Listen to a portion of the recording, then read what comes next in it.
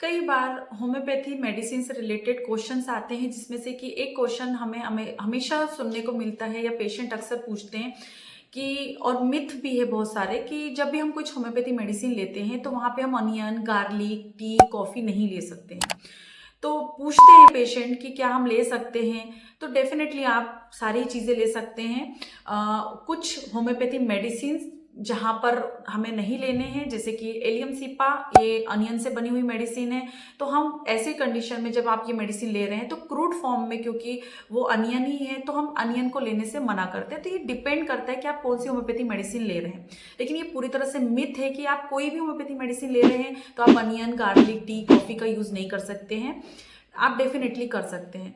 बस क्या होता है कि जब भी आप कोई होम्योपैथी मेडिसिन लेते हैं तो आपको प्रॉपर एक टाइमिंग का आपको ध्यान रखना चाहिए, क्योंकि हम जब भी कोई होम्योपैथी मेडिसिन देते हैं, मैं कभी भी अपनी वीडियोस में आपको बताती हूँ कि टंग पर आपको होम्योपैथी मेडिसिन रखना है, क्योंकि हमारे टंग से जो नर्व्स हैं, जो हमारे जो मेडिसिन के इफेक्ट्स है, वो हमारे नर्व्स, मतलब जो टंग पर प्रेजेंट है वो नर्व्स, उससे डायरेक्ट आपके ब्रेन में जा रही है, आपकी बॉडी पे इफेक्ट कर रही है। अगर आप ऑलरेडी किसी चीज़ को लेकर बैठे हैं, सेंटेड जो है, जो ऐसी कोई भी चीज़ जो बहुत ज़्यादा स्टिमुलेटिंग है, जैसे कि अनियन, गार्लिक, ये बहुत ज़्यादा स्टिमुलेटिंग होती हैं, तो क्योंकि ये ऑलरेडी आपके माउथ में प्रेजेंट है, तो वहाँ मेडिसिन का इफेक्ट जो है वो बहुत ज़्यादा कम हो जाता है, जिसकी वजह से हम इसे थोड़ा सा अवॉइड करने के लिए बोलते हैं। या आप ले भी रहे हैं तो आपको थोड़ा सा टाइमिंग का ध्यान रखना पड़ता है। तो जब भी आप कभी कोई होम्योपैथी मेडिसिन ले रहे हैं तो आप उसको कोशिश करिए कि आपने अगर कुछ खाया है या ऐसी कोई चीज़ आपके माउथ में, तो अच्छे से माउथ वॉश कर लीजिए, और आफ्टर 15 to 20 मिनट्स या तो बिफोर आप मेडिसिन ले लीजिए या आफ्टर मेडिसिन ले लीजिए। मतलब आपको साथ में ऐसी कोई चीज़ नहीं लेनी है जो कि बहुत ज़्यादा स्टिमुलेटिंग है। आप समझ पा रहे होंगे कि मैं क्या कहना चाह रही हूँ।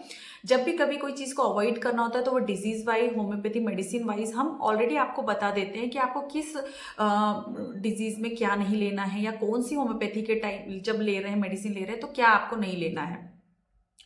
सेकेंड चीज़ ये भी है कि बहुत सारे पेशेंट के क्वेश्चन होते हैं कि उसको स्टोरेज कैसे करना है होम्योपैथी मेडिसिन को। तो कोई भी सेंटेड चीज़ें जो होती हैं आपको अवॉइड करनी है, कि आपकी मेडिसिन के आसपास वो सेंटेड चीज़ें नहीं होनी चाहिए, जैसे अगरबत्ती, कपूर, या जो हम परफ्यूम वगैरह यूज़ करते हैं, तो इनको हमको जो मेडिसिन होती है उससे दूर रखना चाहिए।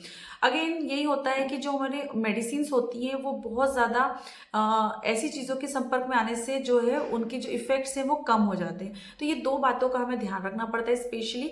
और आप सब कुछ ले सकते हैं, आपको ऐसे कोई भी किसी भी चीज़ की रेस्ट्रिक्शन करने की ज़रूरत नहीं है, बस थोड़ा सा आपको प्रिकॉशन लेके चलना चाहिए।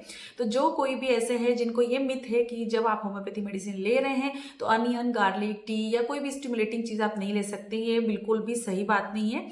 डिपेंड करता है कि आप कौन सी होम्योपैथी मेडिसिन ले रहे हैं, आपको क्या प्रॉब्लम है डिजीज़ वाइज, और उसके हिसाब से आपको डॉक्टर जो है वो एडवाइस करते हैं कि आपको क्या लेना है, कितना लेना है और कब लेना है। होपफुली ये वीडियो आपके लिए इन्फॉर्मेटिव होगी। इसके अंदर मिलेंगे हम इसी तरह किसी इन्फॉर्मेटिव वीडियो के साथ। Till then subscribe my channel and share, like and comment me for any queries. Thank you.